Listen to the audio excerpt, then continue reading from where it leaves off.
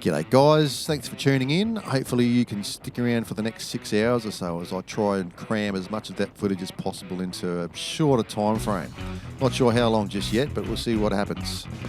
So you can see there in my rear view mirror, that is David. He is riding a XJ900 Diversion by Yamaha, which is a 900cc 4-cylinder road-going motorcycle. The thing is, he is now rocking a set of 50/50 dual sport adventure bike tyres in the form of Shinko 705 front and rear.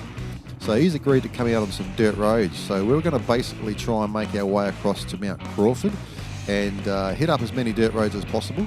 I'm going to try and cram as much footage as possible into this, so I'm going to speed a fair bit of it up. That way you get to see more for less, and hopefully you'll stick around to the end, because there's a bit of an adventure that happens right at the end. I don't want to spoil it, but you have to wait and see. So stick around, and this may be part 1 of 2. I'm not sure yet. It's a live overdub, so anything could happen. Unfortunately, my helmet audio is too crappy to use, so that's why I'm doing this overdub. And to be honest, I'm not a big fan of the overdubs. It's sort of after the fact, and it's not quite in the moment, you know, whereas the helmet audio is. But there's some pros and cons to it. One of the pros is obviously you can sort of chop the footage where you want, because you're not having to rely on your dialogue on the timeline, if you know what I mean, pointing things out and all that sort of stuff. So you can just let the footage roll and chop it, and then I can just talk and make up crap as I go along, which is one good thing.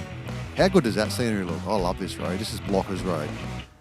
All those sort of orange pine needles with all the green. It's sort of a nice contrast with the black top there, before it turns into this little twisty, winding gravel road coming up through Basket Range. Just got to take it a little bit easy on this road. It's not one for hooning around on. There's a lot of blind corners and there's a lot of steep drop-offs, and there ain't any guardrails, so end up in someone's shed or wrapped around a tree or a bloody orchard or something like that. But yeah, lovely day for it. There was a bit of a cool stiff breeze blowing here and there, but we were warm, you know, we had all of our layers on, we were rugged up, so we were prepared for it. The only bit of cold air was coming up under the helmet because I don't have a chin strap on it. Well, not a chin strap, a chin flap. And actually, in fact, that might be an idea. I might have to put one on. I might have to try and incorporate a chin flap into this helmet, and that might help with the audio as well. So I used to do that on the road helmet without any issues. So it's just with the Bell MX9, it's an extended chin area. It's a bit like a dirt bike helmet. So there's a lot more sort of air coming up underneath, which is good in one respect. You want a bit more ventilation when you're doing technical stuff, and you know things get a bit heated. But yeah, for this kind of stuff, it's just a little bit too breezy.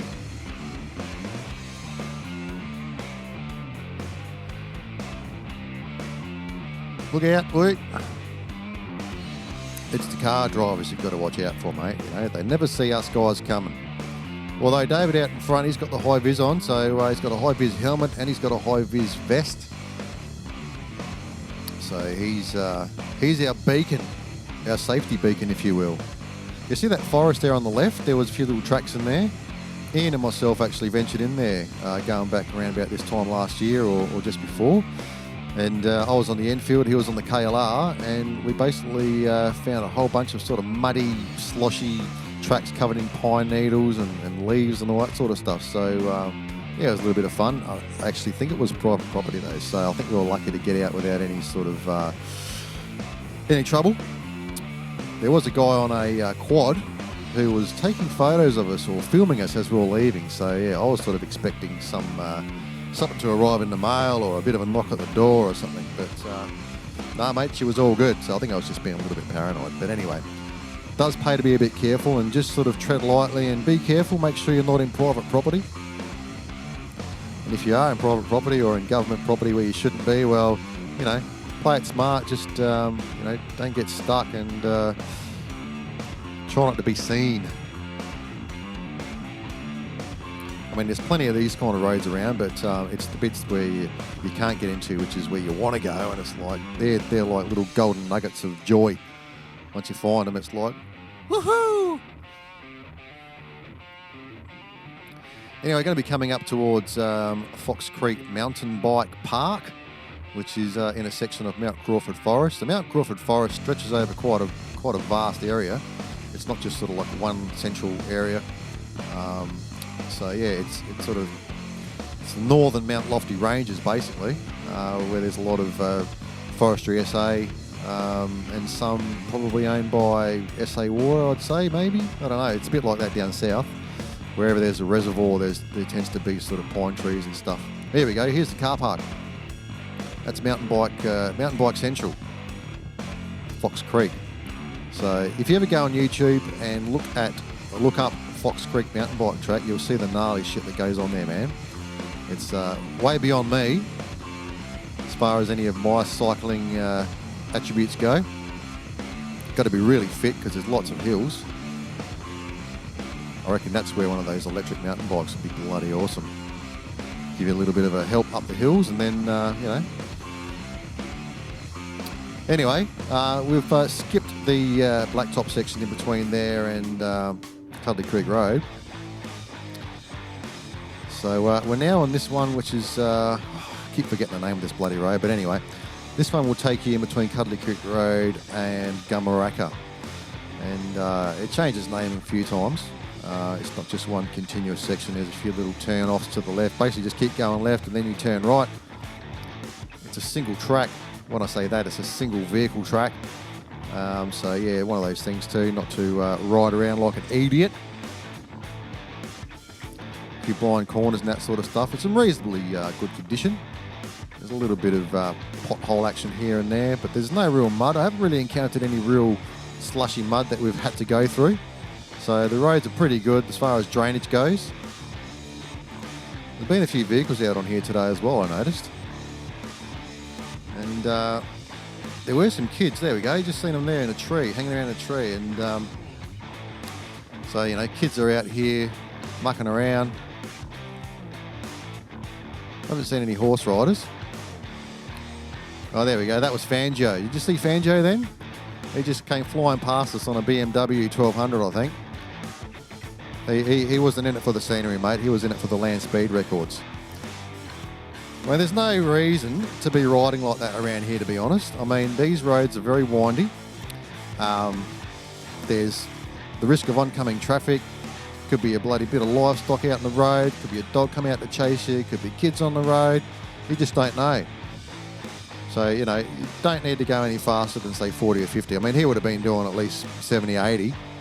And he wasn't sticking around. Because when we get to almost into Yamakwakan, he's coming back past us the other way. He's gone to the end, he's turned around, and he's come back. So, yeah, he's all about breaking land speed records. So, good on you, mate. All power to you. What I've been doing a lot lately is standing up on the foot pegs. So, you know, roads like this, as you can see there, I'm back down on the seat. But when I'm up there on the foot pegs, I'm actually practicing a lot of the foot steering. So I'm using my feet to weight the foot pegs and turn the motorcycle. So, yeah, just really trying to get used to doing that. And by doing so, I'm generally travelling at a slower speed. So probably say around 40, 50. There he goes. See you later, Fangio. Anyway, we've skipped a bit and we're just about to come into Mt Crawford Forest. So I will let the camera audio roll for a little bit and catch you a little bit after that.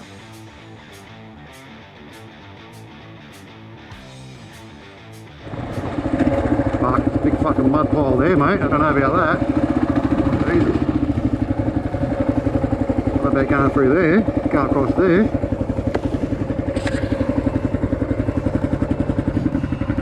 You want to go out there? Yeah, you're right for that? Yep.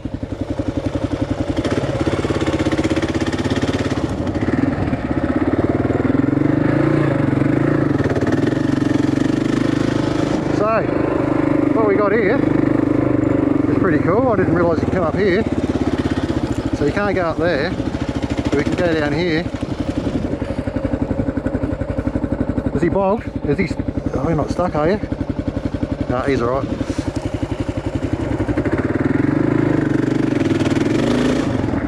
What's that say? Poison land. And I don't think he should be in there, to be honest. We'll go back that way. I don't know if David wants to go in there with his tyres.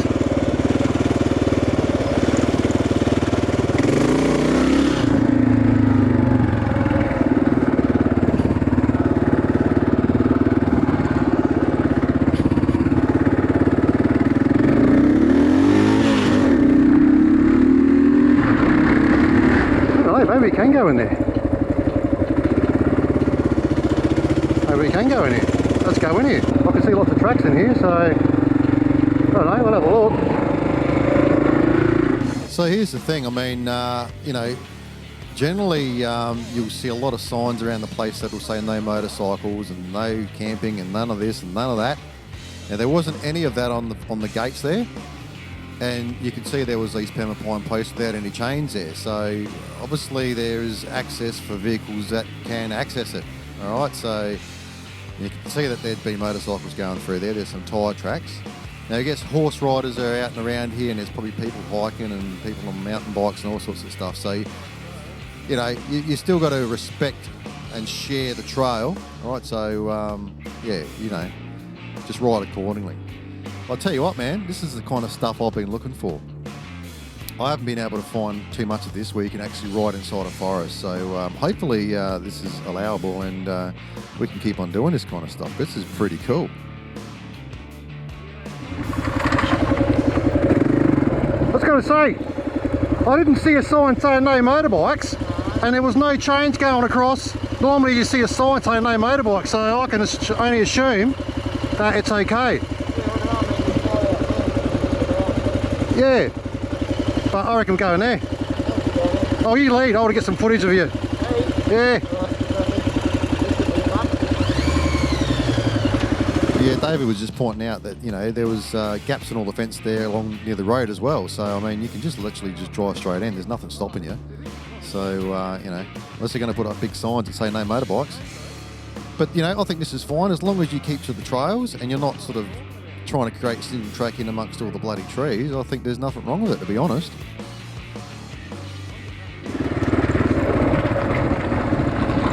Hey, look out! Whoa! Oh, you're right. You might need a hand there, eh? Hang on, let me pull over. Alright, you good? He's good. He's going to fucking bush patch. Yeah, I had no idea what was going on there. It was a little slow motion sort of shit. He was just heading towards the trees. But anyway, at this point here, he took off and I stayed back. I wanted to turn off somewhere, and so I consequently lost him. So I'm just having a bit of a look around thinking, where the bloody hell's he gone? We haven't been sharing our locations with each other, and we don't even have each other's bloody phone numbers. That's a bit silly. We should probably at least swap phone numbers. Yeah, it's good fun. So some of this stuff around here is a bit sandy, but with all the rain that we've had, it's quite compact, so it's not too bad. There wasn't any real sort of loose, squishy stuff. It's all been draining fairly well. And yeah, like I say, it's just bloody awesome to be able to ride around these forest areas, you know, and I'd like to come back here and do it a bit more, but it's really just a few loops and stuff like that. I mean, it's nothing, you know, crazy. It's just somewhere new, you know. And somewhere where, you know, we haven't been able to ride before, basically. I mean, I've been looking for this kind of stuff. I've been wanting to do this kind of stuff around Kaipo area, but it's just fenced off everywhere. You just can't get in. So I assume, well, if there's no fences, then you can get in. So, yeah. Take it as it comes. There's a roo. 2 roos. 3 roos. 4 roos. There's some more over there I can see.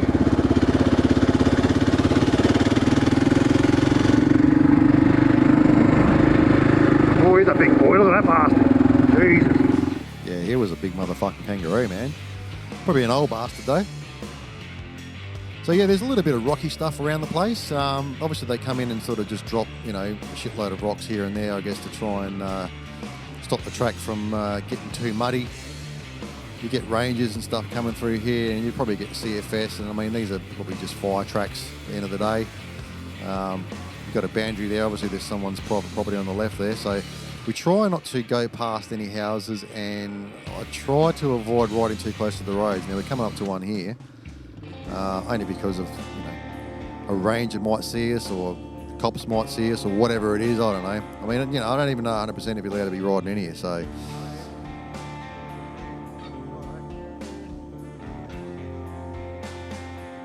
But not to worry, it's all good fun. So, yeah, we had a little stop, had a bit of lunch, and then we continued on. And yeah, this section here is basically like a little bit of like a side road that goes alongside the main track there. You can see some four-wheel drives been coming down here and creating all these muddy ruts. So once again, you know, just up on the foot pegs and just letting the bike sort of do its thing, you know, like through some of these ruts here, it'll want to track. And so you just got to let the bike go and do its thing and just let it float underneath your body, which is a skill that you need to try and learn, I guess you could say. It just helps with momentum. If you do sit down and do everything sitting down, I find that there's a couple of things that can happen. It gets a bit bumpy, and also what it does is it puts your body off balance because, you know, you're getting thrown around on the bike a bit. Whereas if you're up on your foot pegs, you can sort of let the bike sort of travel in amongst your legs, if you know what I mean. Sort of, you know, and your legs can be a little bit of a suspension system as well. So yeah, it's probably better for your back. You're not just hitting every bump and letting your spine take it.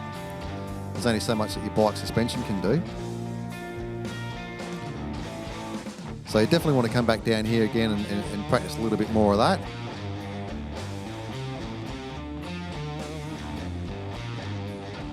I mean, it's good practice so that if you do encounter those really gnarly fire trails, then you've got a little bit more confidence on foot, on your pegs. It just gives you the ability to negotiate the obstacles a bit better. Because you don't want to be sitting down over the real rough stuff because your ass is going to be jumping all over the joint.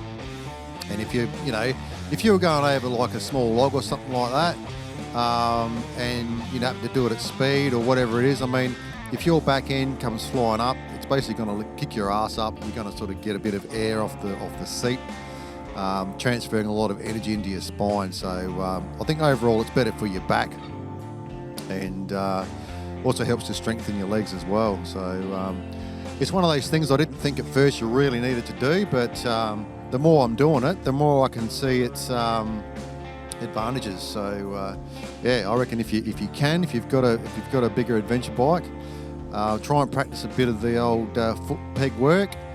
And I find the hardest thing is basically the hand control positions. So if your brake lever and your clutch lever are sort of pointed, you know, up high on your handlebars, then that could be a bit of an issue. Obviously, you don't want to have them too far down so that they're awesome when you're standing, but you can't bloody reach them when you're sitting. So you've got to find a happy medium. I think mine are probably a little bit high. The only issue I've got is that with these bark busters and the stock windshield fairing sort of setup I've got, I can't afford to tilt them down any further. Otherwise, they're just going to hit on my plastics. So yeah, I think if I had slightly taller bars, maybe some extended cables, and did that little dashboard lift thing, you know, where they push the windshield out further, where I can get a little bit more clearance with the bark busters, I may then be able to angle down my controls a little bit more. And I think that would be a little bit more advantageous for when I'm standing. So yeah, it's a bit tricky sometimes, because what you got to do is, if you are going up a hill and then you are applying some throttle, you need to lean forward on the bike. So you need to bring your knees right up, you know, to the front of the tank, and position your body forward. So obviously, if you don't, what you're going to be doing is hanging onto the handlebars for dear life, and while your bike takes off. So there's all this kind of back of the mind stuff that you've got to try and factor in. But anyway, enough of that kind of stuff. I'm not really an expert on it, so perhaps you should just go and watch or listen to some experts talk about the subject. Meanwhile, we're on Pine Hut Road, and have a look at this scenery. It's bloody magnificent, isn't it? It's almost like you're in bloody Ireland or Scotland or something.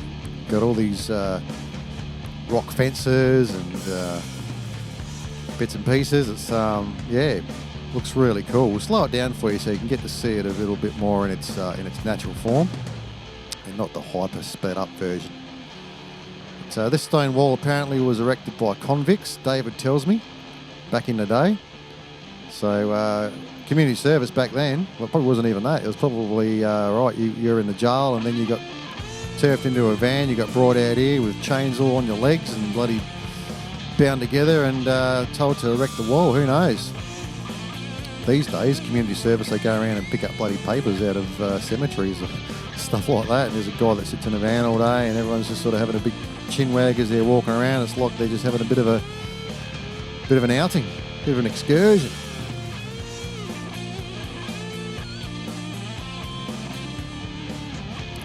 So you can start to see the plains below now. All right, over there on the horizon. Over the rolling fields of green. Oh, here we go. We've got a truck here with a whole bunch of firewood on board. I reckon what we'll do here, we'll just stop and soak in the views a bit, I reckon. We'll, this seems like a bit of a photo opportunity here, I think. So we'll let that take its course and we'll catch up a little bit later.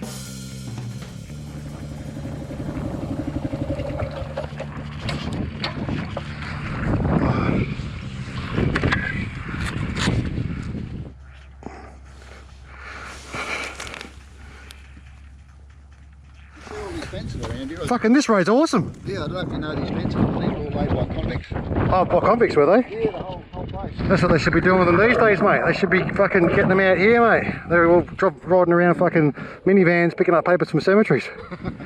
It is a bit rough, but it's pretty good. I've heard about this road. I've never ridden it. That's fucking awesome. If you turn up and it's in it, small bike's not going to know what hits it. Oh, it's good to... It says, I'm not a dirt bike, I'm a street bike. But, at least you know what it can do. Hey. Oh, you can lead for a little bit, mate. I'll let you get out in front for a while. hey, I'll let you get out in front for a little bit. I go fairly slow around the corner. Nah, you'll be right. I'll just... Don't let me push you, you know. You just go at your own pace. I won't let you push me, don't worry. If I want to get past you, I'll just go around and give you a toot and go around you.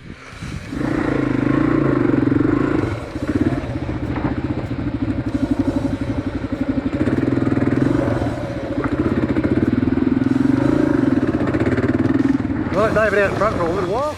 Yeah, so it's a great little road, this one, Pine Hut Road. If you get a chance to come out here and take a ride on it, you won't be disappointed. I mean, it's not really gnarly. There are some sections that do require a little bit of, how can we say, patience, and just to be on top of your toes. There's some little crests and turns and stuff that you'll see all about coming up in the next 5 minutes or so. So we've got David out in front, and he's just going to take it relatively easy. I've got no issues on that. As I was coming up Pine Hut Road there, I was, giving it a little bit, not too much, but I was sort of pushing the old girl a little bit. I don't like the thrasher all the time, so sometimes it's good just to cruise on a gentle kind of pace. Plus, these roads are quite loose. There's some of these corners here, the gravel is very round and sort of pebbly, rolly kind of thing. It's like riding on bloody marbles. I'm not sure how he's going on the Shinko 705s. They've got a fairly rounded road type profile on them, with not a lot of space in between the tread. With my Tractionators, the Adventures, they're quite good actually. They will roll to a certain degree, but then they just sort of dig in. So yeah, they're not too bad. But, so this is really nice country here, just sort of riding through this little valley, or gully, whatever you want to call it. We're just going to take it at normal speed. We've had enough of the old hyper speed, and we're only up to like 24 minutes, so this might be a shorter video than I expected. Now these roads pose some little dangers here and there. There's lots of little crests and little turns that aren't signposted, and the gravel is quite slippery. It's almost like riding on marbles in some respect. With the Tractionator Adventure tyres, they're digging in fairly well. There seems to be no issues there. But on the other hand, the Shinko 705s are probably not the best tyre for this kind of environment, providing you ride to the conditions. But there's not only that, there's the hidden turns and the dips. So it's something to watch out for, as we're about to see here. Keep your eyes on David. Now he's totally overshot that corner. He's panicked. He's put the back brake on and bam, he's gone down. Let's have a look now in slow motion. He's got it sideways. He's crossed up. Now it's fishtailing. He's right on my line. Now, I wasn't sure where he was going to end up. So I wasn't going to veer to the right. If I did, I probably would have low-sided on my right side and I probably would have slid into him. So I thought the best scenario was just to slow right down. So I'm braking here. And basically I thought the left-hand side there looks probably the best option. There's a bit of a berm there to help me slow down. And I've just missed him. And I've pulled up onto the berm here. Wait.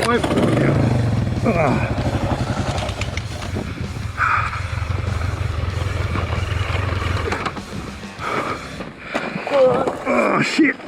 You alright? Oh my God. Your legs okay, is it? Yeah, fine. One way to find it. Hang on, mate.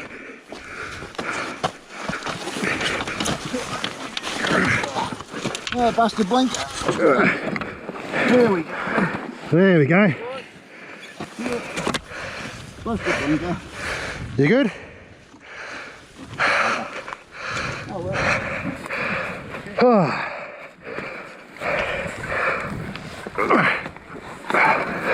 Oh, cheers, man. Yeah, it does. I had nowhere to go, mate. Once you fell in front of me, I'm like, I got to low side it. We'll run him over. Well, I thought I'll go for this berm. No, you're not the first. You're not going to laugh at this. Oh, Jesus, dude. He's going to say, why'd you fucking take me out here for, you bastard? No, that's alright. So you just didn't, like, realise it was a drop off and a turn? Yeah. Right, everything.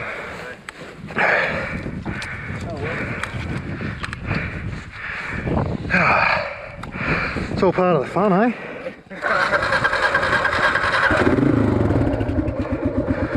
What I might need to do is just go up through there, guys. Yeah, man.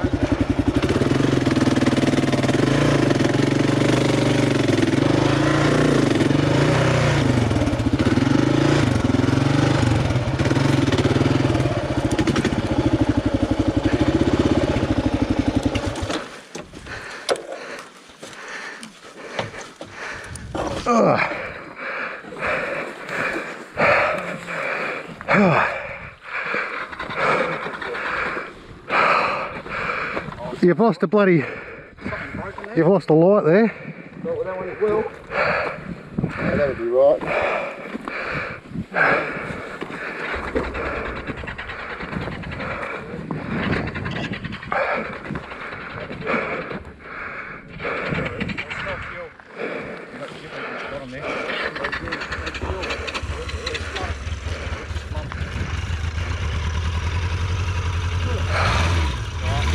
Just like a new one, mate. Bit of spit on the side. Bit of spit on the side. Where's it come from? Well, I'm from Outlet Cove and he's from Seaton, so we've just sort of like come up through Crayfurs and all through the hills and trying to make our way to Three Chain Road. Is that where this connects to? Yeah.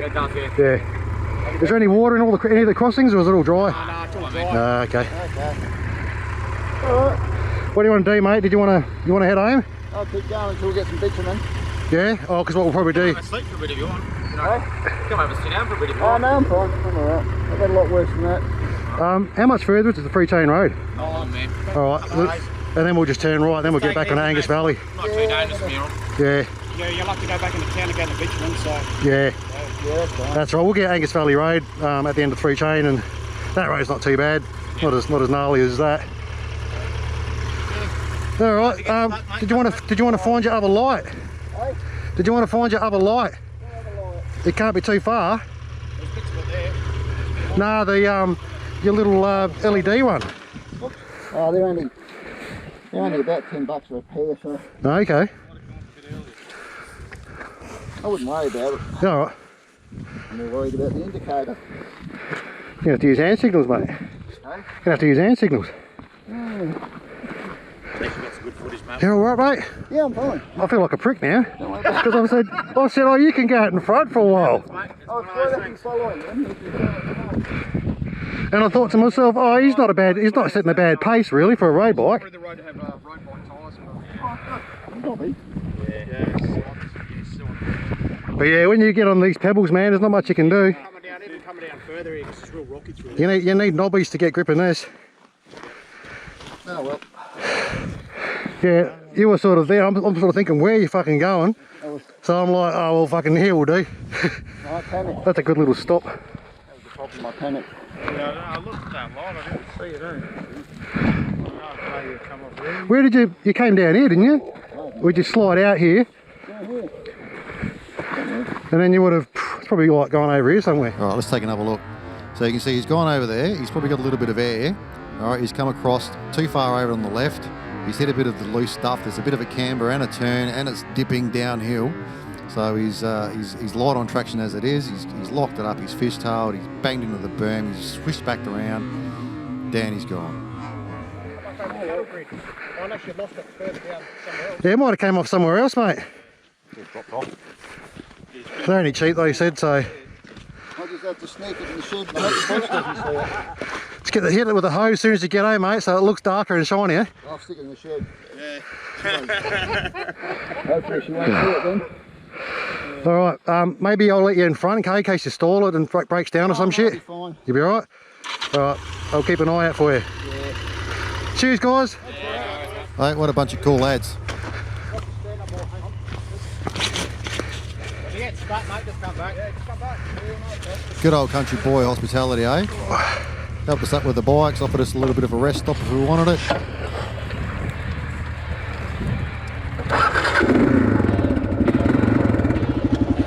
Alrighty.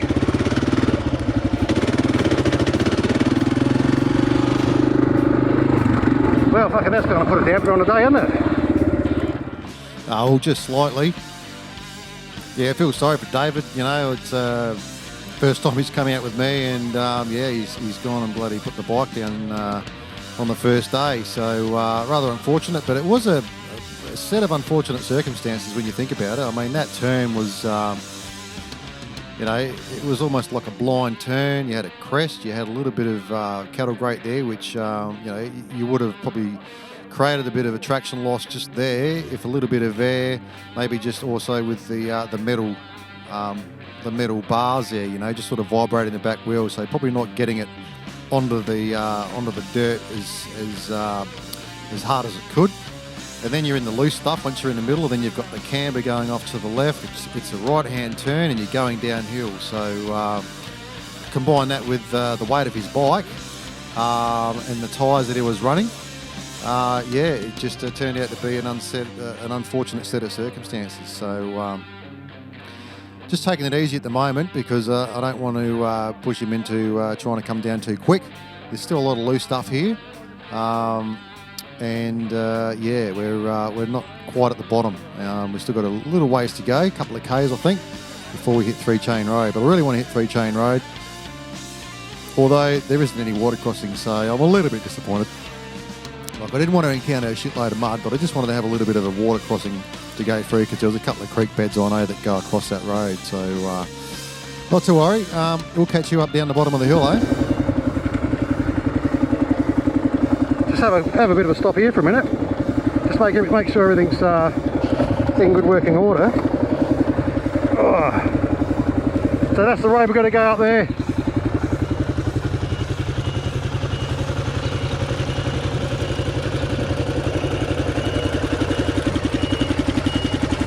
See, what's that beeping noise? Oh, that's the blinker. Oh. Fucking hell, that's a bit of a cunt, isn't it? Oh, hell.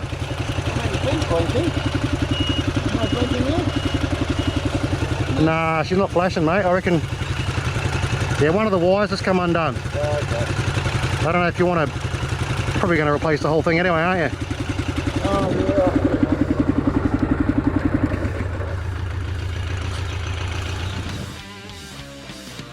Rightio guys, we'll leave it there. We'll let you experience 3 Chain Road in hyperspeed. After checking the bikes out there, everything was all good. As far as my bike was concerned, just a little bit of a scratch on the left-hand crash bar, a little bit of mud on my rear bag, nothing to worry about. David's on the other hand, he had a broken indicator.